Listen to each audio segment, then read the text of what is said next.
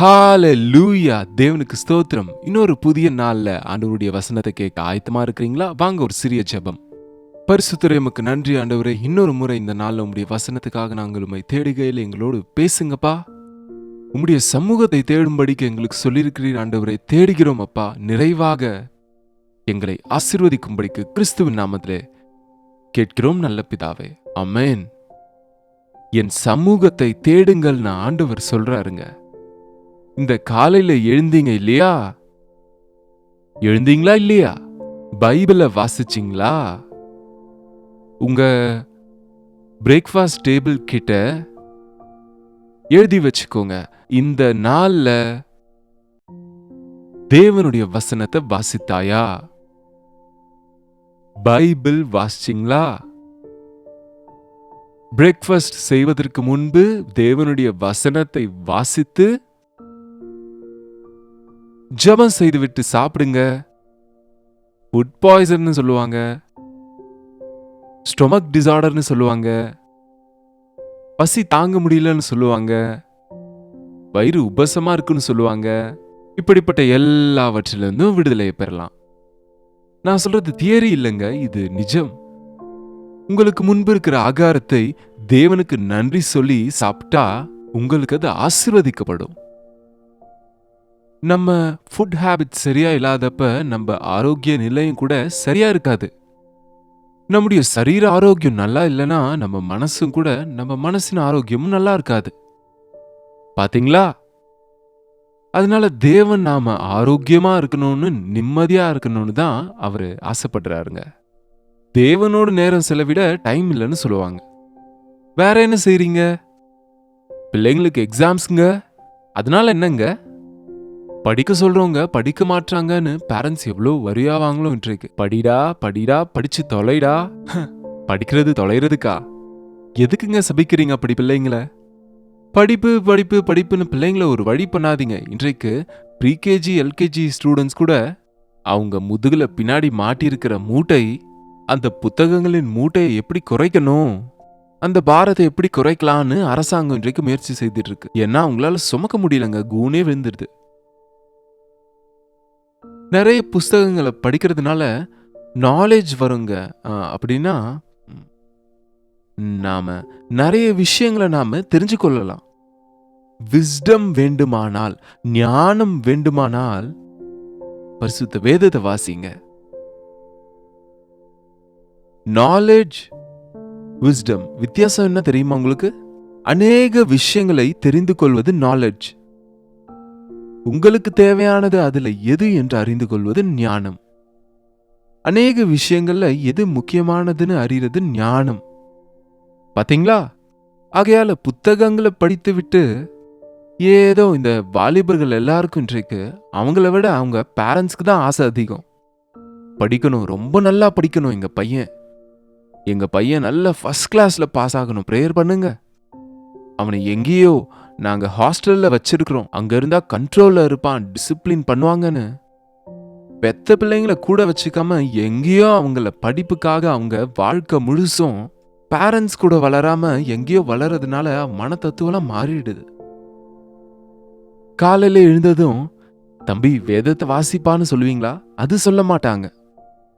தூங்குறதுக்கு முன்னாடி வேதம் வாசிச்சிங்களா தம்பின்னு கேட்பீங்களா? முதல்ல நீங்க வாசிக்கிறீங்களா? நீங்க வாசிச்சா உங்க பிள்ளைங்க ஆட்டோமேட்டிக்கா அவங்களும் பைபிள் எடுத்துட்டு உட்காருவாங்க. உங்க சின்ன பிள்ளைங்களை பாருங்க, நீங்க ஜெபம் செய்துட்டு இருந்தா அவங்களும் முக்காடு போட்டு ஜெபிப்பாங்க. நீங்க வேதம் வாசிச்சா அவங்களும் ஒரு புத்தகத்தை தலைக்கீழாவது படிக்கிற மாதிரி பிடிச்சிட்டு உங்களோட சேர்ந்து கொள்ளுவாங்க. ஆமாங்க, இந்த உலகத்துல புத்தகங்களுக்கும் நாலேஜுக்கும் ஒரு எல்லையே கிடையாது. கண்டுபிடிச்சிட்டே இருக்கிறாங்க, எழுதிட்டே இருக்கிறாங்க. இதுக்கு ஒரு எல்லையே கிடையாது. ஆனா தேவ ஞானம் வேண்டும் நமக்கு. பிரசங்கில சாலமோன் மகா ஞானி எழுதின சில வார்த்தைகள் இருக்கு பாருங்க. கடைசியில 12ஆம் அதிகாரம் 12ஆம் வசனத்துல, என் மகனே இவைகளினாலே புத்தி அடைவாயாக, அநேகம் புஸ்தகங்களை உண்டு பண்ணுகிறதற்கு முடிவில்லை, அதிகமான படிப்பு கல்வியும் உடலுக்கு இளைப்பை உண்டாக்கும். என்னங்க, அநேகம் புஸ்தகங்களை உண்டு பண்ணுகிறதற்கு அதற்கு முடிவில்லை. அதிகமான படிப்பு உடலுக்கு அது இளைப்பாக்கும். எவ்வளவு படிச்சாலும் எவ்வளவு படிக்கிறோமோ அவ்வளவு தலைவலி வருது இன்றைக்கு அநேகருக்கு. கண்ணு கெட்டுருச்சுன்னு பூத கண்ணாடியை போடுறாங்க.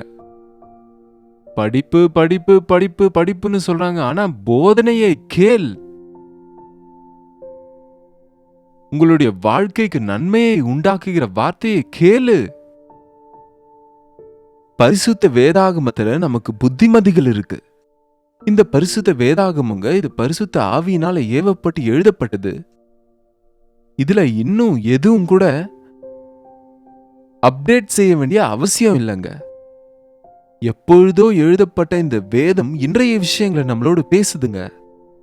ஏதோ ஜனத்துக்காக எழுதப்பட்ட அந்த இருபங்கள் இன்றைக்கு நம்மோடு பேசிட்டு இருக்கு. காரணம் இது ஜீவனுள்ள தேவனின் வார்த்தை. அவருடைய வார்த்தை வானமும் பூமியும் ஒழிந்து போனாலும் அவருடைய வார்த்தை ஒழியாது. பரிசுத்த ஆவியின் ஏவுதலால் எழுதப்பட்ட இந்த வார்த்தைகள் நமக்கு புத்திமதிகளை கொடுக்குதுங்க. ஆகையால நீங்க புத்தகங்களை படிக்கிறதுக்கு முன்னாடி பைபிளை வாசிச்சுட்டு, ஆண்டவரே உம்முடைய வசனத்தின் மூலம் எனக்கு ஞானத்தை கொடுங்க, அந்த வசனத்தின் சாராம்சத்தை புரிந்து கொண்டு பைபிள் வாசிக்கிறோம் பைபிள் வாசிக்கிறோம் பைபிள் வாசிக்கிறோம்னு சொல்லுவாங்க அநேகர். நீங்க எவ்வளவு பைபிள் வாசிச்சீங்க, எத்தனை முறை பைபிள் வாசிச்சீங்க என்பதுல பெருமைப்படுவதால பிரயோஜனம் இல்லைங்க.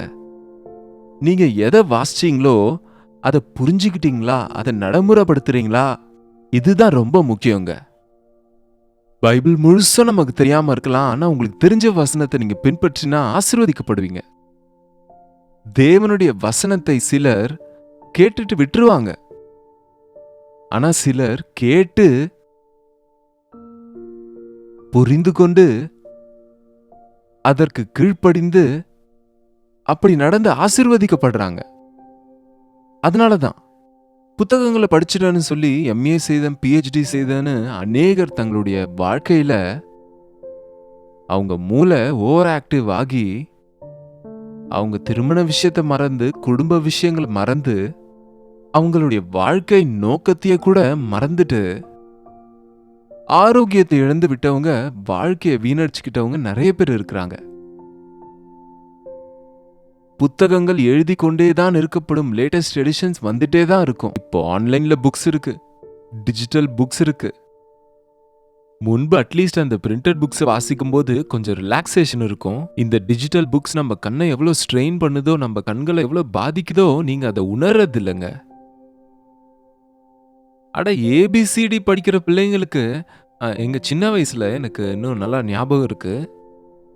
6 வயசு ஆகும்போது பலகையும் பல்பமும் கொடுத்தா ஸ்கூலுக்கு போயிட்டு அ ஆ இ ஈ கத்துப்போம், அவ்வளவுதான். ஆனா இப்போ எல்கேஜி யூகேஜிக்கு அவங்களுக்கு எவ்வளோ சிலபஸ், எத்தனை புத்தகங்கள், எத்தனை அதிகம் எக்ஸாம்ஸ், ஆமா என்னென்னமோ சொல்லி கொடுக்குறாங்க. அவனுக்கு 7 வயசு ஆகுறதுக்குள்ள எவ்வளோ நாலேஜ் வந்துடுதுன்னு சொன்னா, ஐயோ ஹை ஸ்கூல் ஸ்டூடெண்ட்ஸ் இன்றைக்கு ட்ரக் அடிக்ட்ஸ் ஆயிடாங்க, செக்ஷுவல் சின்ஸ்க்கு இடம் கொடுக்கறாங்க, பேட் ஃப்ரெண்ட்ஷிப்ஸ் பண்றாங்க, மொரட்டாட்டம் பிடிக்கிறாங்க. பிள்ளைகளுக்கு படிப்பு அதிகமாகி பெற்றோர் யாருன்னு கண்ணு மண்ணு தெரியாம பேசுறாங்க இன்னைக்கு. எதுக்குங்க? தேவ பயத்தை கொடுக்கிற பரிசுத்த வேதத்தை வாசிங்க. புத்திமதிகளை கொடுக்கிற, வாழ்க்கையின் சத்தியத்தை கொடுக்கிற வேதம் நமக்கு இருக்கிறது. அதற்கு சம்பந்தப்பட்ட புத்தகங்களும் இருக்கு. நீங்க எவ்வளவு படிச்சிருக்கிறீங்கன்னு முக்கியம் இல்ல, எவ்வளவு அதை பயன்படுத்துறீங்கன்றது முக்கியம். சிலர் தத்துவங்களை பேசுவாங்க, சில உதவாத தத்துவங்களை எவ்வளவு நேரம் அதை வாசிச்சாலும் எவ்வளவு அதை கேட்டாலும் அதுல பிரயோஜனம் இல்லை. பாருங்க, பைபிளை குறித்து கூட அநேகர் பெரிய பெரிய புத்தகங்களை எழுதுறாங்க. பைபிள் பற்றி கமெண்ட்ரிஸ் எழுதுறாங்க. நான் பைபிள் காலேஜில் இருக்கும்போது அவைகளை வாசிச்சிருக்கேன். அதுக்கப்புறம் நினைச்சுக்கிட்டேன், பரிசுத்த ஆவியானவர் வெளிப்படுத்துகிற சத்தியங்களை விட பெரிய சத்தியங்கள் எங்கேயும் இல்லை. இதெல்லாம் பண்டிதர்களின் கருத்து. அவங்க எழுதுறதெல்லாம் கூட இட் இஸ் நாட் ஷுர். இது பண்டிதர்களின் கருத்து, இதற்கு பதில் இதுவா இருக்கலாம். ஈவன் பாருங்க, சிலர் இந்த டஃப் குவெஷன்ஸ்க்கு ஆன்சர்ஸ் கொடுக்கிற இந்த மேதாவிங்க, நல்லா படிச்சவங்க, உயர்ந்தவங்க, அவங்கள ஒரு கேள்வி கேட்டா என்னுடைய கருத்து இது, என்னுடைய கருத்து இதுன்னு சொல்லுவாங்களே தவிர திஸ் இஸ் த ட்ரூத், இதுதான் சரி, இது சத்தியமானதுன்னு சொல்ல முடியுமா? அப்படி சொல்லக்கூடியவர் ஒருவர் தாங்க ஐ அம் த ட்ரூத், நானே வழியும் ஜீவனும் சத்தியமுமாயிருக்கிறேன் என்று தெளிவாக சொன்ன இயேசு கிறிஸ்துவின் வார்த்தைகள் நமக்கு ஜீவ ஊற்றாக இருக்கும். இயேசுவின் வார்த்தைகளோடு அவருடைய இருதயத்தின் ஆசைகளோடு அவருடைய இருதயத்தின் நோக்கங்களோடு கூடியதுதான் தேவனுடைய மூச்சு. அவர் ஊதுகையில் எழுதப்பட்டது பரிசுத்த வேதாகமம். வாசிங்க. த மினிமம் குவாலிஃபிகேஷன்ஸ் நம்ம பிள்ளைங்களுக்கு வேணும், reading, writing and general knowledge. ஆனா சும்மாவே ஏதோ பெரிய மேதாவி ஆக வேண்டும் என்று அளவு இல்லாம 30-40 வயதானாலும் இன்றைக்கு அநேகம் பெற்றோர்கள் தோல்ல குழந்தைய வச்சுட்டு, பாஸ்டர் எனக்காக ஜெபம் பண்ணுங்க, எனக்கு எக்ஸாம்ஸ் வருது. என்ன எக்ஸாம்ஸ்மா? ஏதோ முயற்சிக்கிறேன், இது எழுதுறேன், அது எழுதுறேன் என்று சொல்லும்போது பிள்ளைகளை பெற்ற தாய்மார்கள் கூட அவங்க மேல கவனத்தை விட படிப்பு மேல அதிக கவனம் வைக்கிறாங்க, ஏதோ ஒரு உத்தியோகம் கிடைக்கும்னு. இவ்வளவு படிச்சும் இன்றைக்கு வேலை இல்லாம எத்தனை பேருங்க சோர்ந்து போறாங்க, வெறுத்து போயிடுறாங்க. தேவன் ஆசீர்வதித்தால் அது என்றென்றைக்கும் ஆசீர்வாதம். அன்றைக்கு பேதுருவும் யோவானும் படிக்கலங்க, ஆனா ஆண்டவரோடு இருந்தா இவர்களுக்கு கல்வி அறிவு எப்படி வந்தது? இவர்களுக்கு இவ்வளவு தைரியம் எங்க இருந்து? இவங்க எந்த மிலிட்டரி ட்ரைனிங்கும் போலையே, இவங்க எந்த வேத கல்லூரிகளுக்கும் போலையே, இவர்கள் பண்டிதர்கள் அல்லவே, இவங்களுக்கு எப்படி வந்தது என்று ஜனங்கள் கேள்வி கேட்டு அவங்களே பதில சொல்லுவாங்களாம். ஓஹோ, இது ஆண்டவராகிய இயேசு கிறிஸ்துவோடு இருந்ததுனால இவர்களுக்கு வந்திருக்கு. ஆமாங்க, ஞானத்தில் குறைவுள்ளவனா இருந்தால் என்ன கேளுங்கன்னு சொன்னாரு. ஞானம் குறைவா இருந்தா ஆண்டவரை கேளுங்க, அவிசுவாசத்தோட அல்ல, விசுவாசத்தோடு கேளுங்க. இயேசு கிறிஸ்துவுக்கு இன்னொரு பெயரே ஞானம். ஞானம் தெருவிலே கூப்பிடுகிறது. தேவனுடைய வார்த்தைகள் இன்றைக்கு எங்க பார்த்தாலும் கிருகிருன்னு கேட்டுக்கொண்டுதான் இருக்கிறது.